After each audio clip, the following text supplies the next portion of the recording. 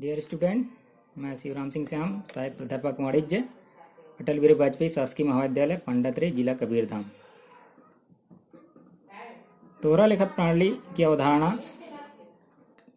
के अंतर्गत पिछले भाग में हम उसके आशय, विशेषताएं, लाभ, हानि एवं उसके भाग पढ़े। इस भाग में हम दोहरा लेखक प्रणाली के सिद्धांत और खातों के प्रकार और उसके नियम पढ़ेंगे। दोहरा लेखक प्रणाली के सिद्धांत। दोहरा लेखक प्रणाली के अनुसार जो लेखे किए जाते हैं उसके संबंध में जो सिद्धांत अपनाए जाने की परंपरा है उन्हें दोहरा लेखक प्रणाली के सिद्धांत कहा जाता है। वास्तव में ये सिद्धांत मुख्यतः 3 नियमों पर आधारित हैं। ये नियम दोहरा लेखक प्रणाली के नियम कहे जाते हैं। ये नियम खातों के प्रकार के अनुसार प्रयोग किए जाते हैं। खातों के प्रकार कौन कौन से हो सकते हैं? सबसे पहले व्यक्तिगत खाता, पर्सनल अकाउंट, दूसरा वास्तविक खाता, रियल अकाउंट, और तीसरा अवास्तविक खाता, नॉमिनल अकाउंट। तो व्यक्तिगत खाते के अंतर्गत उसके 3 प्रकार होते हैं। इसके अंतर्गत सबसे पहला स्वाभाविक खाता या व्यक्तिगत खाते, जैसे राम का खाता, श्याम का खाता, मोहन का खाता आदि। दूसरा है कृत्रिम व्यक्तियों व व्यक्तियों के समूह के खाते, जैसे कंपनी का खाता, बैंक का खाता, कॉलेज का खाता, फर्म का खाता, क्लब का खाता आदि।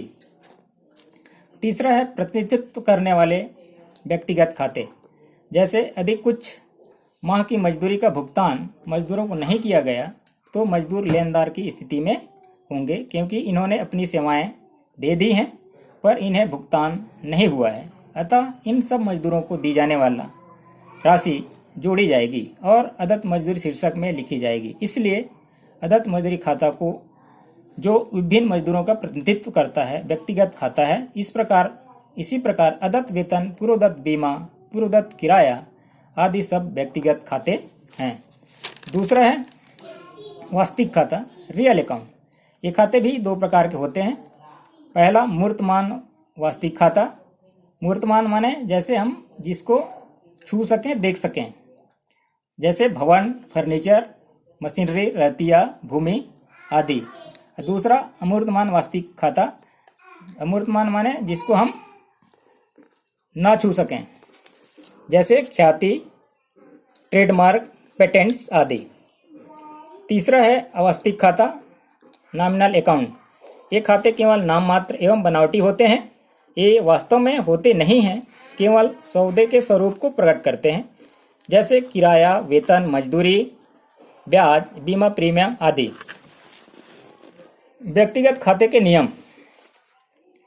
व्यक्तिगत खाते के नियम है पाने वाले का खाता डेबिट और देने वाले का खाता क्रेडिट किया जाता है। जैसे राम ने श्याम को 1000 रुपये दिए तो यहाँ श्याम पाने वाला है, इसलिए राम की पुस्तकों में श्याम के खाते को डेबिट रेडी किया जाएगा।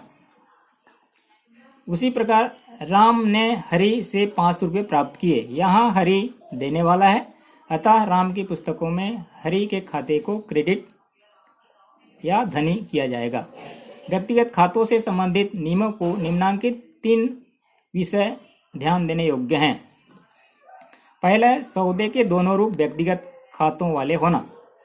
जब एक सौदे के दोनों रूप व्यक्तिगत खातों से संबंधित हों तो पाने वाले को डेबिट और देने वाले को क्रेडिट करना चाहिए। दूसरा है सौदे के एक रूप व्यक्तिगत खाते तथा दूसरा अन्य प्रकार के खाते से संबंधित होना। जब एक सौदे का एक रूप व्यक्तिगत खाते से संबंधित हो और दूसरा रूप किसी अन्य खाते से संबंधित हो तो यह देखना चाहिए कि जो रूप व्यक्तिगत खाते से संबंधित है उसमें व्यक्ति प्राप्त करता है या देता है। यदि वह प्राप्त करता है तो खाते को डेबिट और यदि देता है तो उसके खाते को क्रेडिट किया जाता है। जहाँ तक इस सौदे के दूसरे रूप का संबंध है जो कि व्यक्तिगत खाते से संबंधित नहीं है, के लिए लेखा करते समय उस नियम का प्रयोग करना चाहिए जो कि उस प्रकार के खाते से संबंधित हों। तीसरा है प्राप्त करने वाले एवं देने वाले का जीवित होना। इसके अंतर्गत प्राप्त करने वाले यदि जीवित होंगे तो ही उनके खाते को डेबिट किए जाते हैं। मृत व्यक्तियों के खाते डेबिट नहीं किए जाते। दूसरा है वास्तविक खाते के नियम। वास्तविक खाते के लिए यह नियम है, जो संपत्ति या वस्तु आती है उसका खाता डेबिट और जो संपत्ति या वस्तु जाती है उसका खाता क्रेडिट किया जाता है। इस नियम को लागू करते समय निम्न 2 बातों को ध्यान रखना चाहिए। पहला, सौदे के दोनों रूप वास्तविक खाते वाले होना। यदि सौदे का ऐसा है जिसके दोनों रूप वास्तविक खाते से संबंधित है, उसमें जो रूप आने से संबंधित है उसके खाते को डेबिट और जो रूप जाने से संबंधित है उसके खाते को क्रेडिट किया जाता है। दूसरा, सौदे के एक रूप वास्तविक खाते और दूसरा अन्य प्रकार के खाते वाला होना। यदि एक खाते का रूप वास्तविक खाते से संबंधित और दूसरा रूप अन्य खाते से संबंधित है, तो जो रूप वास्तविक खाते से संबंधित होगा उसके लिए लेखा जो आता है उसको डेबिट और जो जाता है उसके खाते को क्रेडिट किया जाएगा। परंतु सौदे का जो रूप अन्य प्रकार के खाते से संबंधित है उसका लेखा करने में वही नियम लागू होगा जो कि उस खाते से संबंधित हो। तीसरा है अवास्तविक खाते के नियम। अवास्तविक खाते को नाममात्रक खाता, आय व्यय खाता, अभिहित खाता भी कहा जाता है। इसका नियम व्यय एवं हानि को डेबिट और आय एवं लाभ को क्रेडिट किया जाता है। जैसे वेतन का भुगतान किया, यह एक सौदा है। इसमें सौदे का एक रूप वेतन है जो कि अवास्तविक खाता है और दूसरा रूप जो है वो रोकड़ है जिसमें वेतन भुगतान किया गया है, यह वास्तविक खाता है। इसलिए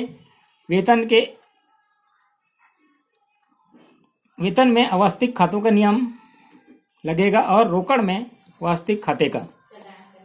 यहाँ वेतन एक व्यय है अतः इसे डेबिट किया जाएगा और रोकड़ जा रही है इसलिए इसे क्रेडिट किया जाएगा। इस प्रकार संक्षेप में कह सकते हैं कि हम तीनों खाते, पहला व्यक्तिगत खाते में पाने वाले का खाता डेबिट और देने वाले का खाता क्रेडिट किया जाएगा। दूसरा वास्तविक खाते में प्राप्त हुई वस्तु या संपत्ति के खाता डेबिट और गई हुई वस्तु या संपत्ति का खाता क्रेडिट किया जाएगा। तीसरा अव्यक्तिक खाते में व्यय एवं हानि का खाता डेबिट और आय तथा लाभ का खाता क्रेडिट किया जाएगा। खातों के पक्ष, प्रत्येक खाते में बायां पक्ष को डेबिट और दाहिना पक्ष को क्रेडिट बोला जाता है। इस प्रकार हम दोहरा लेखा प्रणाली को आज हम समाप्त करते हैं। धन्यवाद।